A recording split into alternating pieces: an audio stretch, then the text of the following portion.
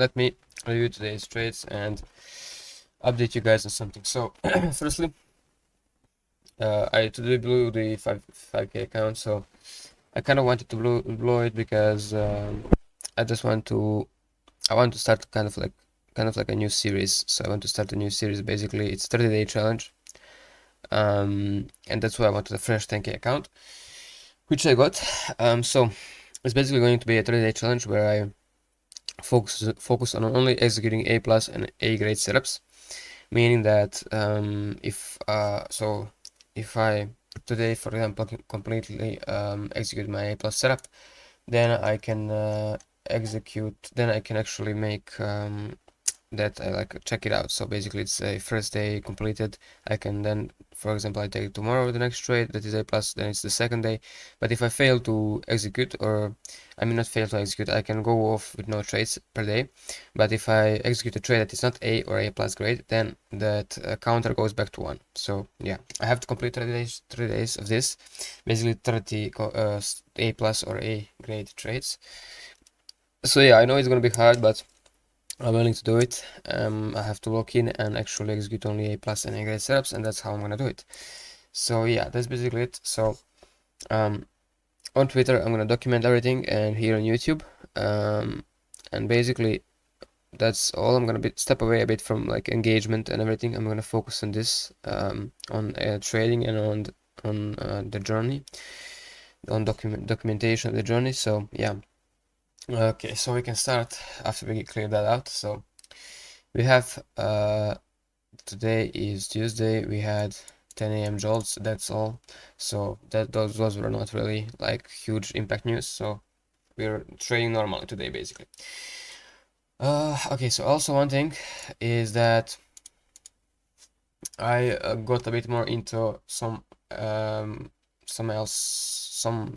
few other pairs.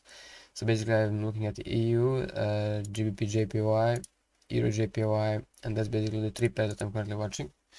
Yeah, and also I'm gonna change the rule.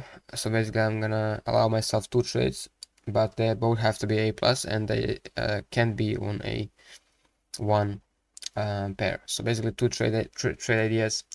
They can be on a one single pair. It has to be one of these 3.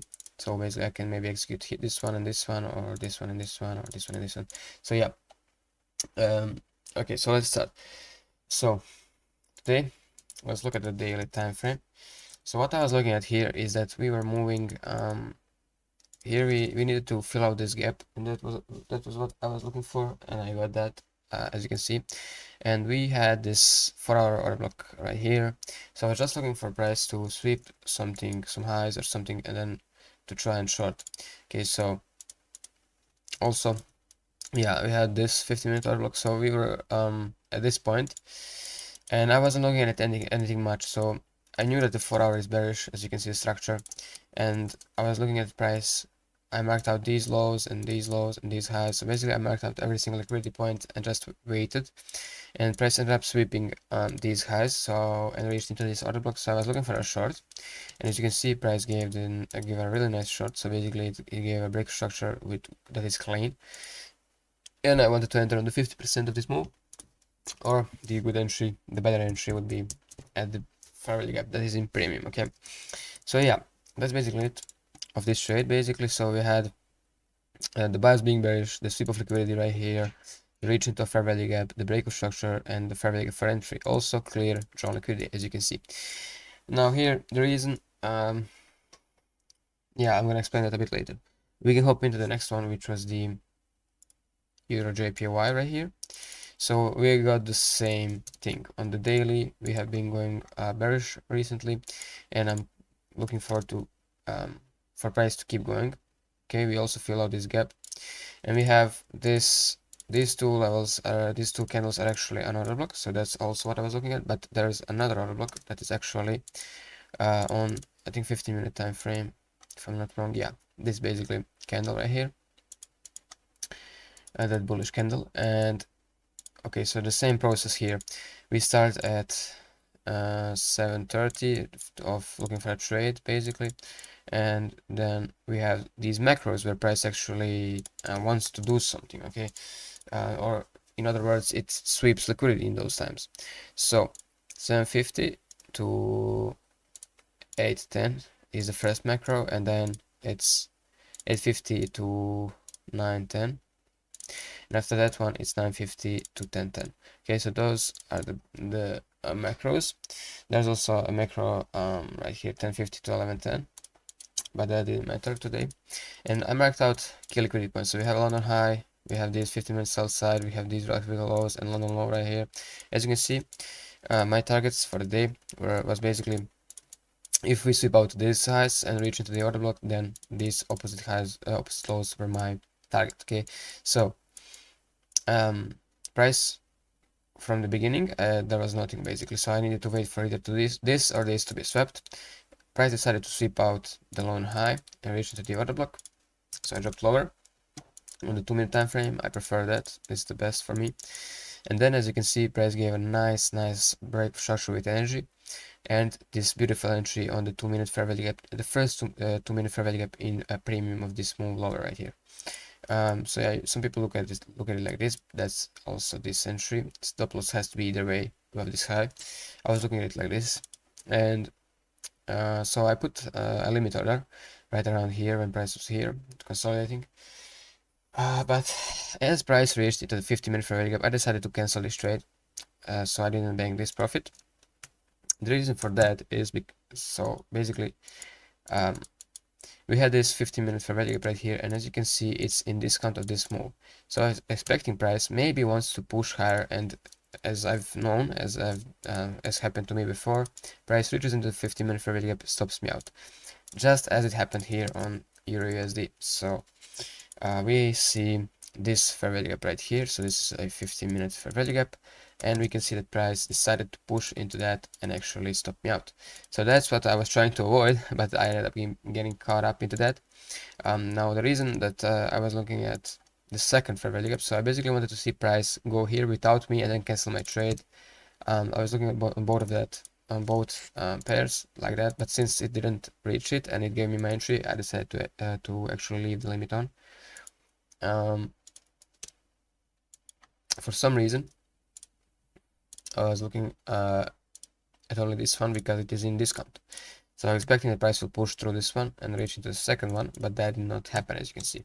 Okay, so there's something to learn here, and the most obvious one is that these things cannot stop me. Both of these setups were actually A+. This one was A+ because it swept all of this liquidity, reached into the order block, gave a break structure, and then a fair value gap, same as the other one. And it also had great sell-side liquidity, just like here. As you can see, great strong liquidity and sweep, break of structure, fair value gap, entry. Okay, so the key thing to actually learn from this is that these points should not be like should not define if you get into your A+ setup or not.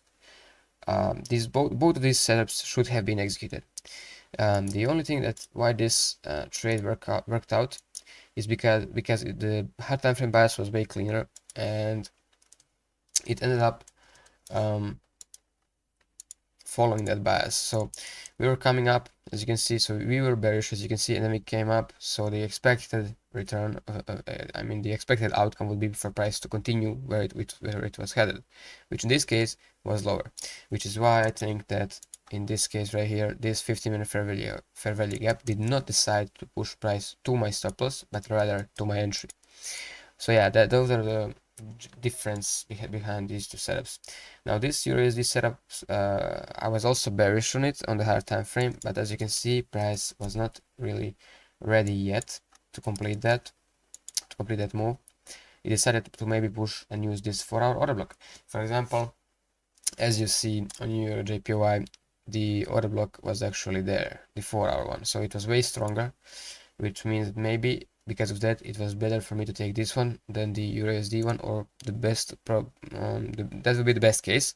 But also what could have happened that is good is for me to take both of these trades. So yeah, that's basically it for today. We started trading on the new 10K account, and we took this trade on EURUSD and ended up losing 1%, which is completely fine.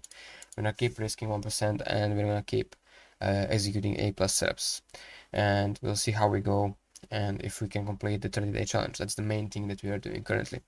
So yeah, I hope you like this and hope you learn something new, and see you in another one.